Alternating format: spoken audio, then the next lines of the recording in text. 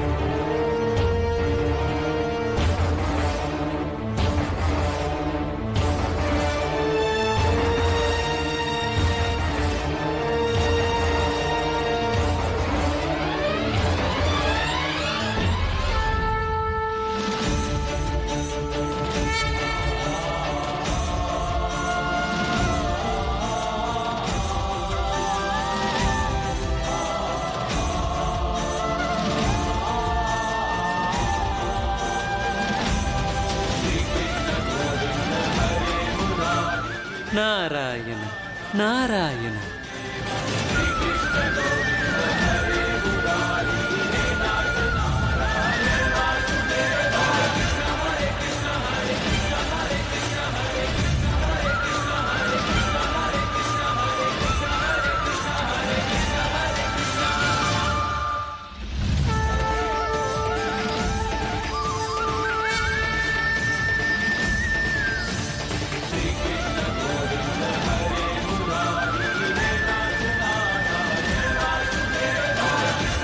நாராயண நாராயண. பிரபு, பரம அவதாரம் ஸ்ரீகிருஷ்ணரின் மனதிலிருந்து வெளிப்படும் இந்த புனிதமான இசை பிரபஞ்சம் முழுவதும் வியாபித்து அனைவரையும் மயக்கி இருக்கிறது. தாங்கள் சொல்வது உண்மைதான் நாரதரே. இன்று முதல் இந்த உலகம் முழுவதுமே அன்பும் கருணையும் நிறைந்த இந்த அற்புதமான இசையை கேட்டுக்கொண்டே இருக்கப் போகிறது. அவர் தனது தாயை மட்டுமல்ல, அந்த கோகுலவாசிகளை மட்டுமல்ல, மாறாக உலகம் முழுவதையுமே விழிப்படைய வைத்து விட்டார். தாம் கூறுவது உண்மையே தேவி. கண்ணன் இன்று இந்த இனிமையான புனிதமான இசையை உருவாக்கியுள்ளார். இந்த இசை இன்று மட்டுமல்லாது, மாறாக இனி வரும் காலங்களிலும் யுக யுகங்களை கடந்து மனிதனை அன்பு மற்றும் தர்மத்தின் பாதையில் இது ஏற்கும். இப்புவியில் இந்த இனிய இசையானது ஒலிக்கும் பொழுதெல்லாம் துக்கங்கள், துன்பங்கள், அதர்மம் போன்றவை சர்வநாசமடையும், தானாகவே மறைந்துவிடும்.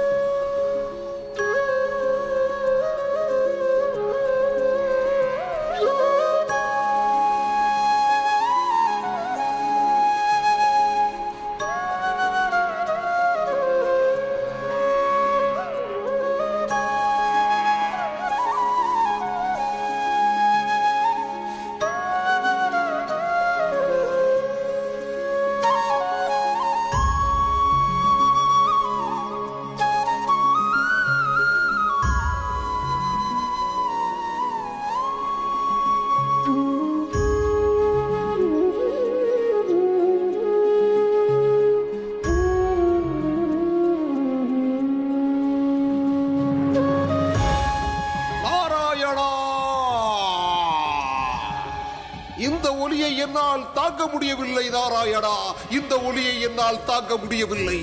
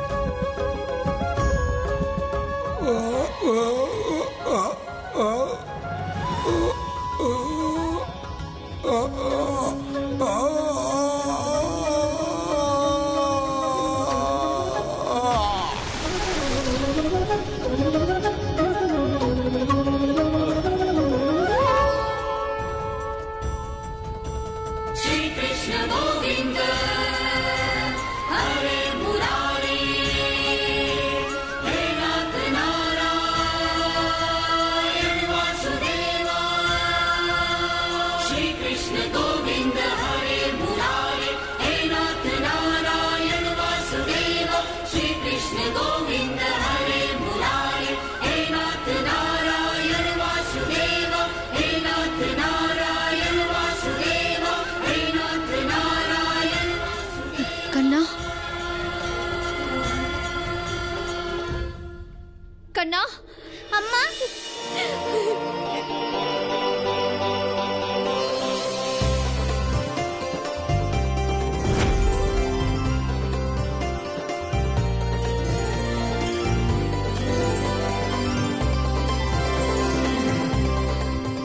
வினை தீர்த்த பிள்ளாய், நந்தனின் ஆனந்த நந்தகுமாரனே, கழுத்தில் மணிமாலை தரித்தவனே, குழலின் இனிய இசையை கொடுத்தவனே, மழலைச் செல்வமே, கஸ்தூரி திலகம் போல் சந்திரனின் ஒளியைப் போல் இருப்பவனே, இது போன்ற லீலைகள் புரிவது அந்த நாராயணனால் மட்டுமே முடியும். நாராயண நாராயண பிரபு.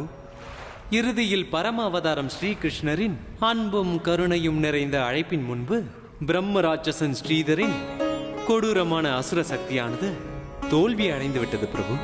ஆனால் ஒன்று மட்டும் எனக்கு புரியவில்லை பிரபு. இந்த கோகுலவாசிகள் நந்தகுமாரரின் மகிமையை எப்படி எடுத்துக்கொள்ளப் போகிறார்கள்?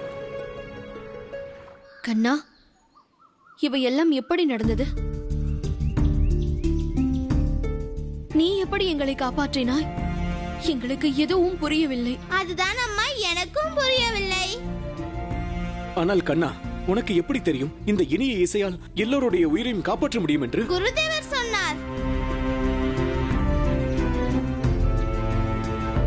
குருதேவர் தர்காச்சாரியார் கூறினாரா? ஆமாப்பா, அவர்தான் என்னிடம் சொன்னார் இனிய இசையை இசைப்பதற்கு. ஆனால் கண்ணா, இந்த வாத்தியம் உனக்கு எப்படி கிடைத்தது? இது எனக்கு கிடைக்கவில்லை அம்மா, இதுதான் என்னை தேடி வந்தது. எனக்கு இதன் பெயர் கூட தெரியாது அம்மா. உலகத்திற்கு தான் பெயர் வைக்கும் பழக்கம். ஆனால் இறைவன் அதனதன் படைப்புகளை தனது தன்மையால் அறிகிறார். கண்ணா, நீ இன்று ஒரு அற்புதத்தை நிகழ்த்தி இருக்கிறாய். ஒரு சாதாரண வாத்திய கருவியின் மூலம் இந்த உலகத்திற்கு இனிமையான இசையை படைத்திருக்கிறாய். ஆனால் குருதேவா, நான் இதை என்ன பெயர் சொல்லி அழைப்பது? கண்ணா, இந்த வாத்திய கருவியை உருவாக்கியவன் நீதான். நீயே இதன் தன்மையை ஆராய்ந்து நல்ல பெயராக சூட்டு.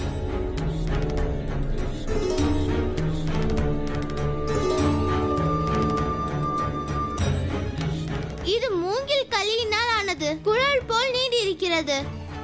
மூங்கில், குழல், புல்லாங்குழல். புல்லாங்குழல்? குருதேவா, நான் இதை புல்லாங்குழல் என்று அழைக்கட்டுமா? புல்லாங்குழல் நன்றாக இருக்கிறது. இனிமேல் இந்த உலகம் இந்த வாத்திய கருவியை புல்லாங்குழல் என்று அழைக்கும்.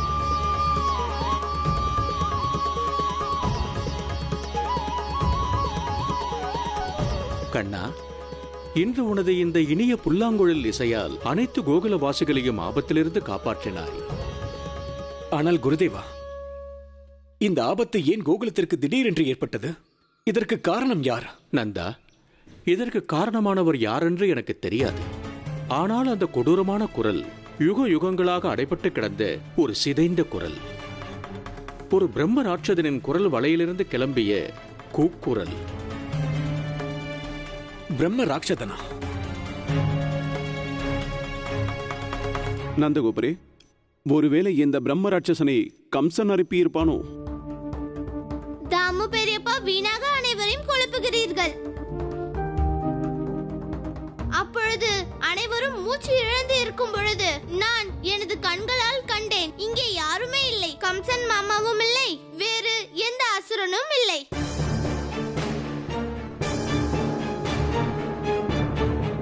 அம்மா பாருங்களேன் அம்மா, இப்படி ஆகிவிட்டதே.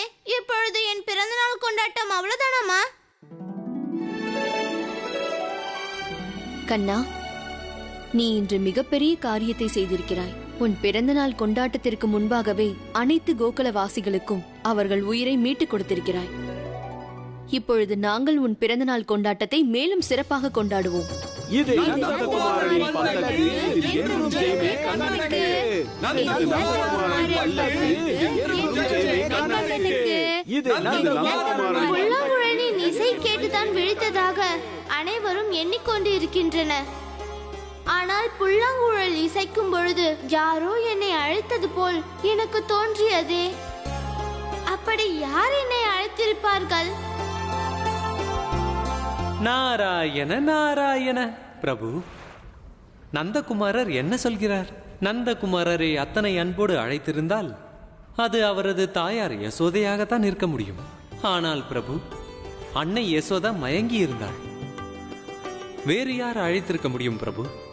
தேவரிஷி, நான் எண்ணுவது என்னவென்றால், தங்களுடைய இந்த கேள்விக்கான பதிலை தமது அன்னையே அவரது இதயத்தில் ஒளித்து வைத்திருக்கிறார். அவர்களா? நாரதரே, தங்கள் பிரபுவிற்கு உலகத்தின் அனைத்து மாயைகளும் தெரியும். அனைவரின் உள்ளங்களின் எண்ணங்களை அறிந்தவர். அவருக்கு தெரியாமல் யாரும் மனதில் எதையும் மறைக்க முடியாது. அதனால் தங்கள் கேள்விக்கான இந்த பதிலை தமது பிரபுவே தமக்கு சொல்லட்டும். தேவி, தங்களது உள்ளத்தில் மறைந்திருப்பதை நான் எவ்வாறு அறிவேன் தேவி? இந்த உலகத்தில் அனைவரின் உள்ளத்தில் என்ன இருக்கிறது என்று தெரியும். ஆனால் எனது மனதில் இருப்பது தெரியாதா? எனது விருப்பம் என்ன, அதை பற்றி சிறிதளவாவது கவலை இருக்கிறதா? தங்களுக்கு என்னை பற்றி கவலையே இல்லாத பொழுது தங்களின் இந்த கேள்விக்கு நான் ஏன் பதில் கூற வேண்டும்? தேவி, நான் கூற விழைந்ததின் நோக்கம் அதுவல்ல. தாங்கள் கேளுங்கள் தேவி. இப்பொழுது உங்களிடம் பேச எனக்கு விருப்பம் இல்லை. தேவி, நாராயண நாராயண, அன்னையின் விருப்பம் என்ன என்பது எனக்கு தெரியாது. ஆனால் அன்னை மற்றும் பிரபுவின் அலாதியான அவர்களது அன்பை காணும் பொழுது எனக்கு தோன்றுகிறது, பிரபஞ்சத்தில் தேவி ராதையின் மூலம் அன்பை நிறுவும் நேரம் நெருங்கிவிட்டதென்று. நாராயண நாராயண. ராதா, ஓடாதே ராதா, நில். ராதா, ராதா சொல்வதை கேள், நில், ஓடாதே ராதா.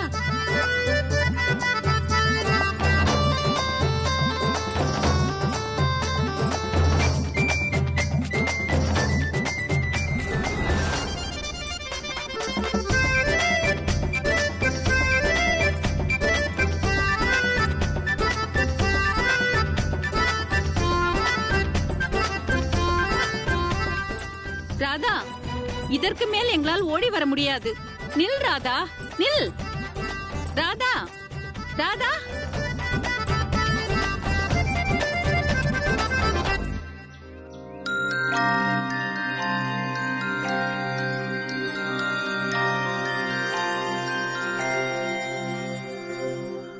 நில் ராதா. இந்த அளவுக்கு கோகுலத்து கண்ணன் கூட கோபிகைகளை அலைக்கழித்திருக்க மாட்டான். ஆனால் நீ காலை முதல் அவ்வளவு அலைக்கழித்திருக்கிறாய். அம்மா, கண்ணன் பேரை மட்டும் என் முன் சொல்லாதீர்கள். நான் யார்? ராதா. எனது தந்தையிடம் 1,00,000 பசுக்கள் இருக்கின்றன. நான் பேசும்போது என் பேச்சை தான் கேட்பார்கள். ஆனால் நான் யார் பேச்சையும் கேட்க மாட்டேன். நான் ஒரு முறை சொல்லிவிட்டேன், பிறந்த நாளை கொண்டாட மாட்டேன் என்று. கொண்டாட மாட்டேன், கொண்டாட மாட்டேன், கொண்டாட மாட்டேன்.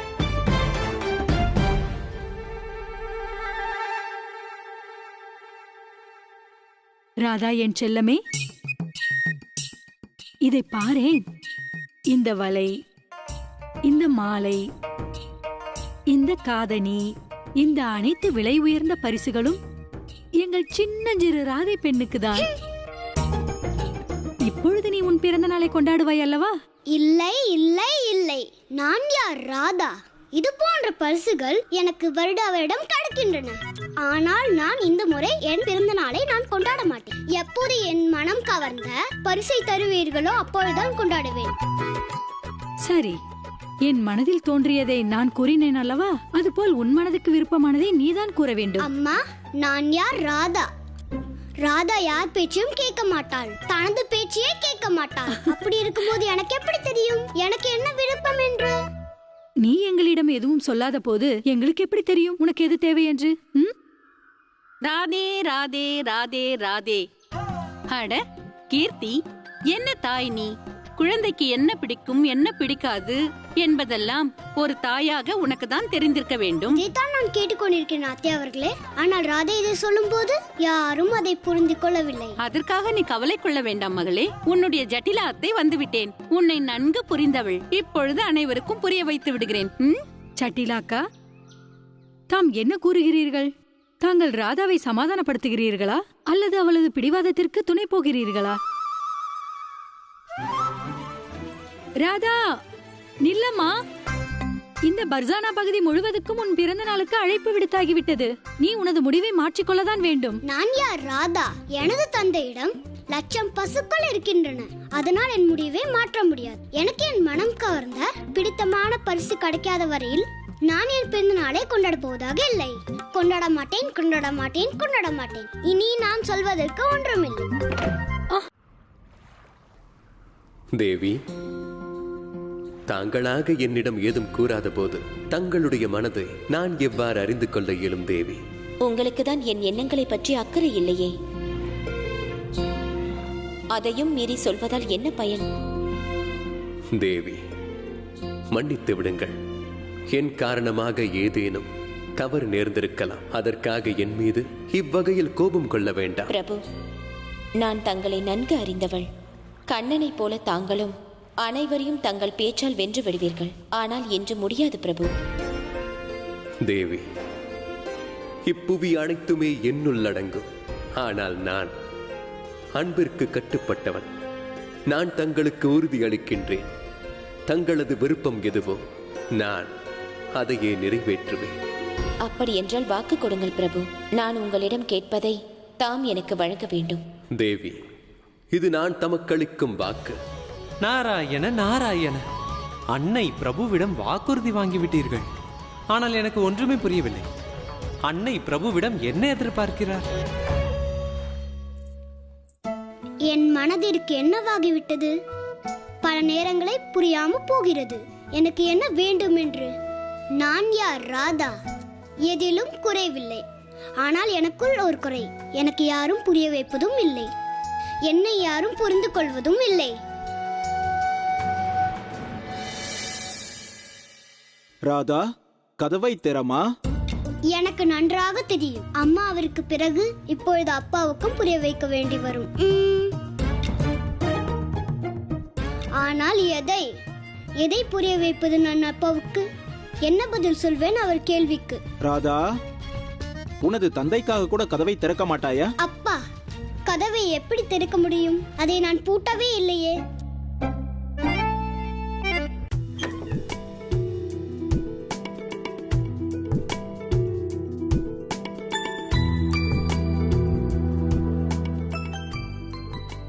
மகளே, நான் கேள்விப்பட்டேன் உனது பிறந்த நாளை கொண்டாடப் போவதில்லையாம். ஏன் கொண்டாடப் போவதில்லை? அப்பா, நான் யார்? ராதா. நான் ஒரே விஷயத்தை மறுபடி சொல்ல மாட்டேன் அல்லவா? நீ கூறுவது சரிதான். நீ சற்று சிந்தித்துப் பார். உனது தந்தை பர்சனா ஊர் முழுவதும் பிறந்த நாளுக்கு அழைப்பு விடுத்து விட்டேன். அனைவரையும் அழைத்திருக்கிறேன். இந்த நிலையில் உனது பிறந்த நாளை நீ கொண்டாடவில்லை என்றால் உனது தந்தைக்கு அது அவமானம் அல்லவா? அப்பா, பிறந்த நாள் யாருக்கு? எங்களது செல்ல ராதா மகளுக்கு. அப்படி சொல் அத்தை. எனது பிறந்த நாள் அன்று எல்லாவற்றுக்கும் மேலாக எனது விருப்பத்தை நிறைவேற்ற வேண்டும். நிச்சயமாக வேண்டும். ஆனால் எங்களின் மகளின் விருப்பம்தான் என்ன? அப்பா, அதுதான் எனக்கும் தெரியவில்லை. ஆனால் உனது தந்தைக்கு தெரியும். உண்மையாகவா அப்பா? உங்களுக்கு தெரியுமா என் மனதில் என்ன இருக்கும் என்று? நான் என்ன பரிசு கேட்பேன் என்று? அறிவேன் நான். உனது தந்தையிடம் 1,00,000 பசுக்கள் இருக்கின்றன எனும்போது உன் தந்தைக்கு தெரியும் அல்லவா எனது மகளுக்கு என்ன பரிசு வேண்டும் என்று. ஆனால் நீ எனக்கு ஓர் உதவி செய்ய வேண்டும். அது என்ன அப்பா? இப்பொழுது நீ உனது கண்களை மூடிக்கொண்டு அப்படியே கவனமாக யோசித்து கூறு, என்ன தென்படுகிறது? முதலில் உன் மனதிற்கு என்ன தென்படுகிறதோ அதுவே உனது பரிசாகும். கூறு. அப்படியா? நான் இப்பொழுதே என் கண்களை மூடி நான் பார்த்து சொல்கிறேன்.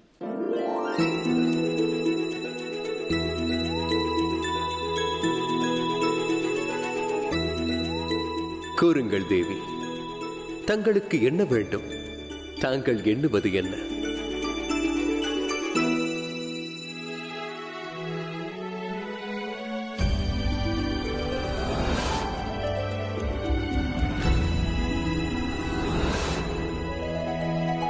ஏதேனும் தெரிந்ததா மகளே ராதா?